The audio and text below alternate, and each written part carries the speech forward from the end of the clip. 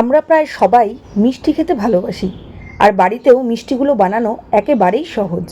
আপনারা সুজি দিয়ে এই মিষ্টিটা বাড়িতে বানিয়ে দেখতে পারেন। হাফ কাপ সুজি দিয়ে প্রায় 40টা মিষ্টি বাড়িতেই বানানো যায়। নমস্কার, আমি আইভি আরও একটা নতুন রেসিপিতে আপনাদের স্বাগত জানাই। প্রথমে 500 গ্রাম দুধ আমি গ্যাসে গরম করতে বসিয়ে দিয়েছি। দুধটাকে ভালো করে নেড়েচেড়ে ঘন করে জাল করে নিতে হবে। এরপর এর মধ্যে দিয়ে দিচ্ছি হাফ চামচ এলাচের গুঁড়ো, 2 চামচ ঘি। এবার হাফ কাপ সুজি নিয়ে নিয়েছি, এটাকে দুধের মধ্যে দিয়ে দিচ্ছি। সুজি দিয়ে দুধটাকে ঘন করে জাল করে নিতে হবে। ঘন করা হয়ে গেছে, এবার একটু নেড়েচেড়ে নিয়ে গ্যাসটাকে বন্ধ করে নিতে হবে। আর একটি পাত্রে এই সুজিটাকে ঠান্ডা হবার জন্য নামিয়ে নেব। সুজিটা ঠান্ডা হয়ে গেছে, এবার এটাকে ভালো করে মেখে নিতে হবে। মাখার সময় দিয়ে দিচ্ছি 2 চামচ ময়দা। এটাকে কিন্তু একটু নরম নরম করে মাখতে হবে, তাই এর মধ্যে আবারও দিয়ে দিচ্ছি 2 চামচ ঘি। ভালো করে মেখে নিয়ে কিছুক্ষণের জন্য রেখে দিন। এবার একটা পাত্রে সাদা তেল নিয়ে নিলাম। তেলটাকে হাতে মেখে নিতে হবে। এরপর সুজিটা থেকে অল্প করে সুজি নিয়ে গোল গোল করে নিতে হবে। আমি কিন্তু গোলগুলো মিডিয়াম সাইজের করেছি, আপনারা চাইলে একটু ছোটও করতে পারেন।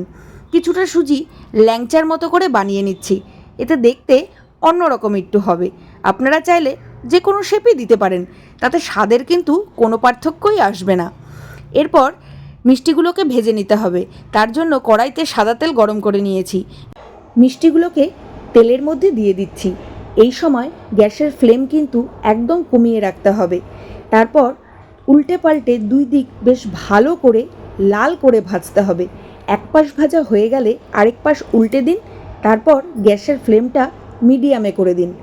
লাল করে ভাজা হয়ে গেলে এই মিষ্টিগুলোকে একটা পাত্রে নামিয়ে নিতে হবে এবং ঠান্ডা করে নিতে হবে।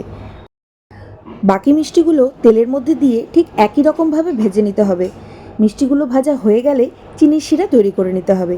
চিনির শিরার জন্য আমি 1.5 কাপ চিনি নিয়ে নিলাম আর 1.5 কাপ জল নিয়ে নিলাম। এবার গ্যাসটা ধরিয়ে দিয়ে এর মধ্যে দিয়ে দিচ্ছি একটা দারচিনি, 2টো এলাচ। এরপর চিনিগুলোকে ভালো করে মেল্ট করে নিতে হবে। মেল্ট করা হয়ে গেলে একটু শিরা হাতে নিয়ে দেখতে হবে যে হাতের মধ্যে লেগে যাচ্ছে কিনা। যদি লেগে গিয়ে থাকে তাহলে শিরা তৈরি হয়ে গেছে। এবার গ্যাস থেকে নামিয়ে নিয়ে ভেজে রাখা মিষ্টিগুলোর মধ্যে শিরাটাকে ঢেলে দিন আর ঠান্ডা হবার জন্য 2 ঘন্টার জন্য ঢেকে রাখুন। আপনারা চাইলে আধা ঘন্টা পরেও এই মিষ্টিটা গরম গরম শিরার থেকে তুলে নিয়ে খেতে পারেন। কেউ কেউ আবার ঠান্ডা মিষ্টি খেতে ভীষণ ভালোবাসে, চাইলে আপনারা এটা ফ্রিজে স্টোর করে রেখেও খেতে পারেন। আপনাদের ঠিক কেমন মিষ্টি পছন্দ, ঠান্ডা মিষ্টি না গরম মিষ্টি, অবশ্যই কমেন্টের মাধ্যমে জানাবেন কিন্তু। আর হ্যাঁ, ফেসবুক পেজ থেকে যদি আমার এই ভিডিওটা দেখে থাকেন তাহলে পেজটাকে ফলো করে যাওয়ার অনুরোধ রইল। সাথে সাথে আজকের এই মিষ্টির রেসিপিটা আপনাদের কেমন লাগলো অবশ্যই কমেন্টের মাধ্যমে জানাবেন কিন্তু।